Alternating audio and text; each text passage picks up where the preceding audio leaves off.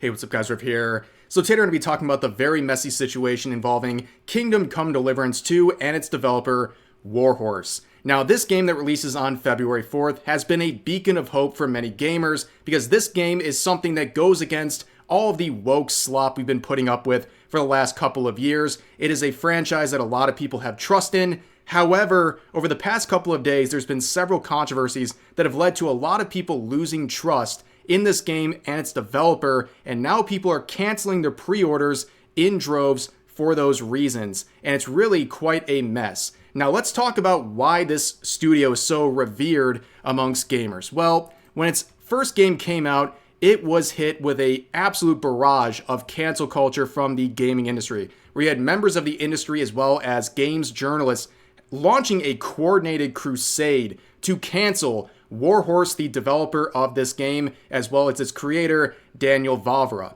Now, they did this claiming that these creators are all neo-Nazis and racists and bigots and all of these things because they create a game that would not include forced diversity.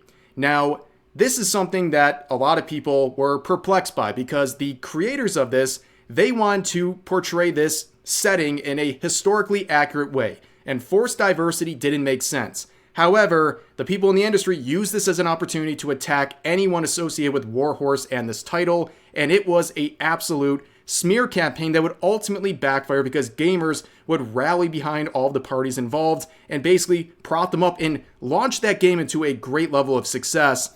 And one of the kind of funniest turnarounds here is that about a month ago, we have Daniel Vavra here on Twitter, thanks in part to a Steam sale, showing that Kingdom Come Deliverance, despite being released in 2018, had more in-game players than Dragon Age the Veilguard, which had just released about a month prior to that. So yeah, that was kind of like the last laugh moment. A lot of people were celebrating for Vavra and also for Warhorse Studios as well. And a lot of people are saying, wow, that's a great achievement right there. And the second installment is right around the corner. There's so much to be happy about. Well, things have changed very much over the past couple of days. There's been a series of controversies that largely have gone untouched by the studio and people like Vavra, and it's causing a lot of issues. And like I said, a lot of people are canceling their pre-orders of Kingdom Come Deliverance 2. Now, to understand what's going on here, you have to understand that there's been a lot of things that have changed in the background involving this franchise and studio. So here's a timeline that was made by Mark Kern here. If you want to pause to get kind of the whole breakdown here and read it for yourself, that's fine. But for brevity's sake, I'm just going to sum up what happened here. So there's been a lot of name changes and shifts in ownership. But basically, you need to know two entities on this chart here. You have this group called PlayOn, who is the parent company of Warhorse, and they also are the publisher for Kingdom Come Deliverance 2. Now, there's also another group you need to know who's under this umbrella of ownership called Embracer Group. Now, Embracer Group is a bit detached from all of this, but I just want to point them out for a second because they are definitely one of the more woke groups you'll ever see. So straight from their own Q2 financial report from about a year ago, you can see one of their biggest goals, their main topics, is diversity and inclusion in games and entertainment. Yep, that doesn't look very good. And it looks even worse when you look at this code of conduct from their own website saying this in terms of hiring. We recruit and promote the best by considering competence and individual suitability. However, if there are two equally skilled candidates, diversity will be considered in the recruitment decision in accordance with applicable local laws. Yep, in their hiring process, they will literally tell you right to your face, they will prioritize someone who's equal of skill if they're more diverse than you. Yes, skin color matters in their hiring process. Again, how much of an influence Embracer Group has on Warhorse, it seems like probably very little. PlayOn's more of the focus here. But yeah, this is the kind of stuff that you're dealing with in the industry, and I just want to point that out really quickly. Now let's go to the controversy at hand here involving Kingdom Come Deliverance 2. It all began on January 15th when on the Saudi Arabia side of social media came a bunch of reports that this game is going to be censored. So we have this translated from Arabic. We have received official confirmation that Kingdom Come Deliverance 2 has not been cleared for release in Saudi Arabia by the General Authority for Media Regulation. The reason is that it violates one of the terms of the classification and clearance systems for video games and publishers' unwillingness to make the required modification to the content. Now, of course, you're dealing with Saudi Arabia censorship here. You could pretty much do anything to violate some sort of a rule over there. But we also had other posts trying to add some clarification. Now, again, take this with a grain of salt. These are machine translations. They're never perfect. But it says this: urgent and official, Kingdom Come Deliverance 2 banned in Saudi Arabia due to unskippable gay scenes in story mode. Now, a lot of these are rumored to involve the character Henry, who had 2 straight relationship options in the first game, but now apparently might have a gay romance scene in this one, leaving a lot of people obviously confused. But people were immediately starting to raise some eyebrows, and people were already canceling pre-orders. And at that point, it was just a rumor, and we'll get into whether or not that is a valid rumor or not. But people had a very polarized reaction to that. People immediately labeling the game as woke and that Warhorse had been compromised. So there was a lot of uproar in the course of 24 hours since those posts were made. And it seems like the team over at Warhorse was aware of this. And a person who worked at Warhorse and was a moderator in their related channel said this: accusation hit them by surprise, saying the concerns will be addressed. We will do it soon in an orderly manner, and the accusations hit us by surprise. You have nothing to worry. Please have patience for an official answer. Now, a lot of people didn't like this. They said, wow, that's a really vague statement. You're not addressing specifically what's going on, and you're basically saying, just trust us. And on top of that, in a related stream, one of the people from Warhorse Studios said this in reference to these rumors. They love what we are offering. Yeah, I think that's a nice ending. Trust us and don't believe everything you read on the internet. Yeah, I mean, right there, they literally say, just trust us and don't believe what you've read on the internet. And again, a lot of people would give Warhorse the benefit of the doubt given their track record. And a lot of people also didn't really give them the benefit of the doubt. They didn't like this just trust me sort of attitude. But this situation on the 16th and now into the 17th would get infinitely worse when this nuke was dropped onto the Kingdom Come Deliverance 2 Steam page. A pinned post right here, a new code of conduct from an individual from PlayOn who shared this, and yeah, it's just as bad as it might sound.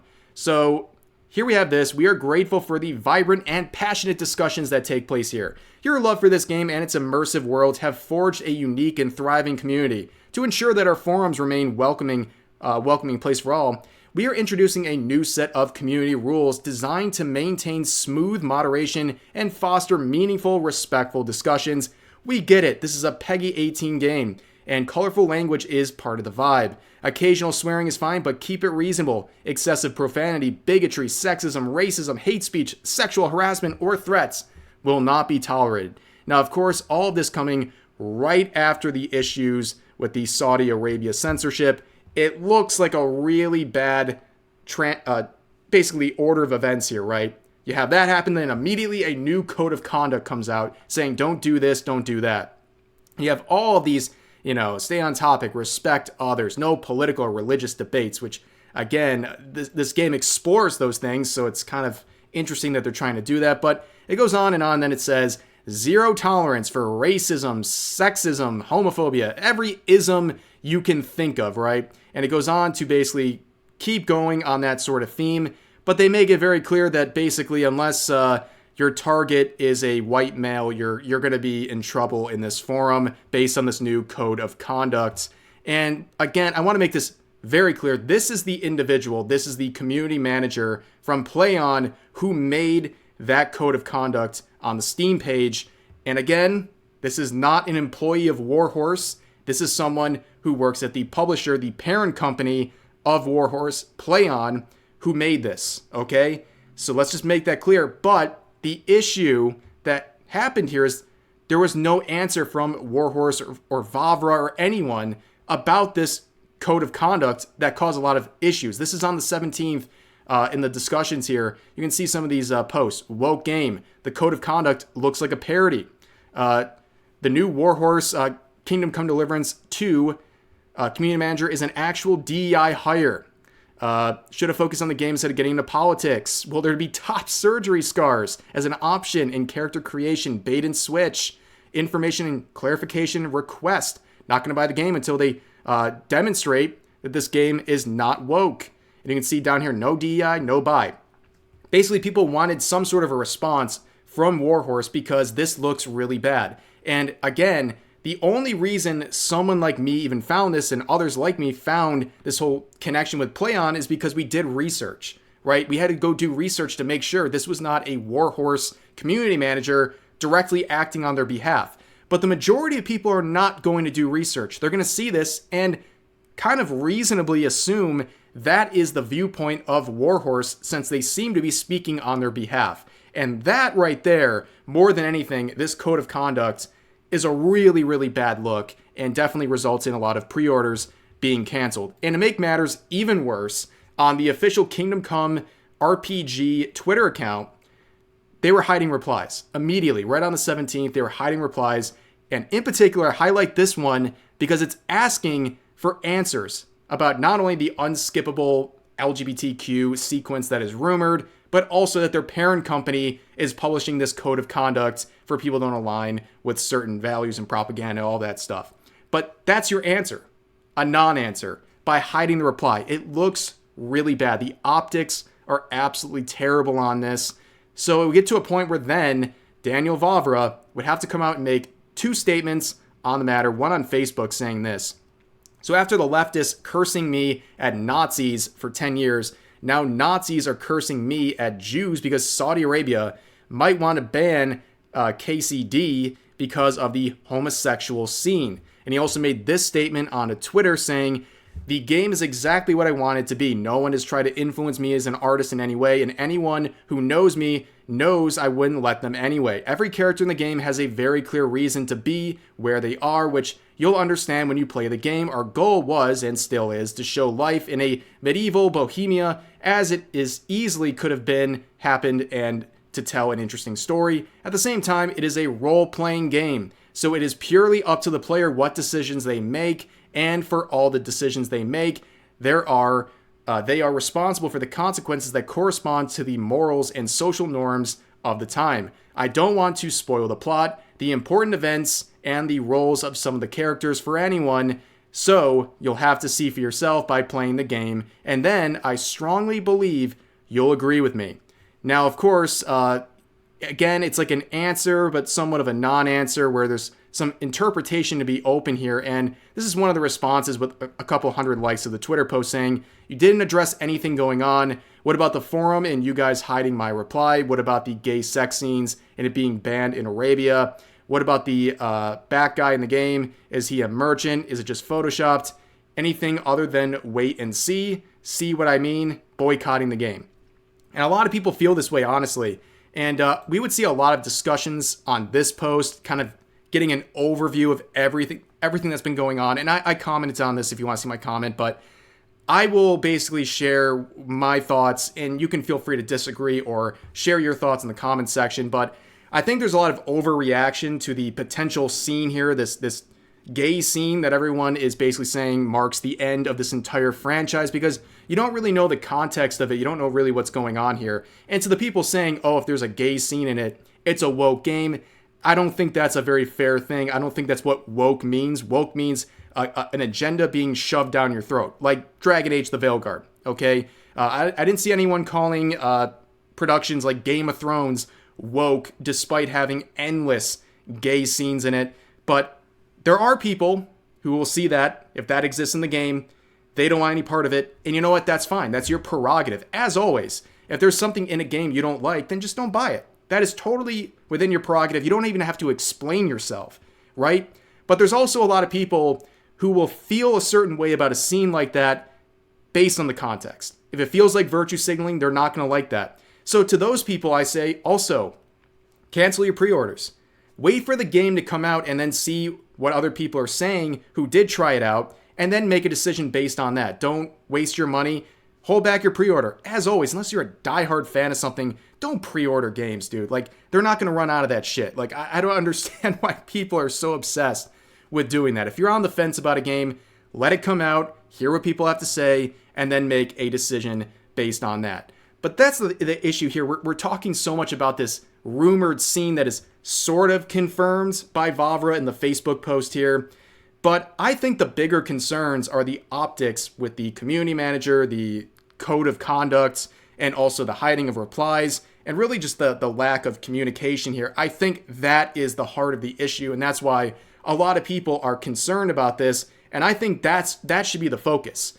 And this statement, again, was kind of a non-statement. It didn't attack the points that people are most concerned about, and it makes people like me wonder, I mean, how much say does Warhorse and its employees have on what PlayOn's doing? Can they talk about PlayOn? I mean, it seems like they're doing everything in their power to ignore everything going on and to not speak on the community manager, which clearly pissed off a lot of people. I think that's one issue, the code of conduct, that everyone can agree on is not a good look and is an unwanted post from anything to do with Kingdom Come Deliverance 2. I think everyone can agree on that. People are split on the whole rumored scene. I get that. It's always going to be something that's divisive in terms of a topic. But the code of conduct, we have to all agree that's stupid. And also the hiding of replies and things like that. And that's the one thing they didn't address. They really didn't address anything, but they didn't address what could be perceived as disrespect towards gamers and a direction towards censorship and things like that. But for now, that's going to do it for this situation. Quite a mess, as I said, but I think ultimately with this game, we're just going to have to wait until it comes out and see what happens. And if you're on the fence, just hold your pre-order for now and wait till it comes out and hear what people have to say, whether it's YouTubers or streamers. But that is where we're at with the situation, and that's where we're going to end this video. So as always, feel free to share your thoughts about today's topics in the comment section down below. Hope you guys enjoyed the video, and I'll see you next time.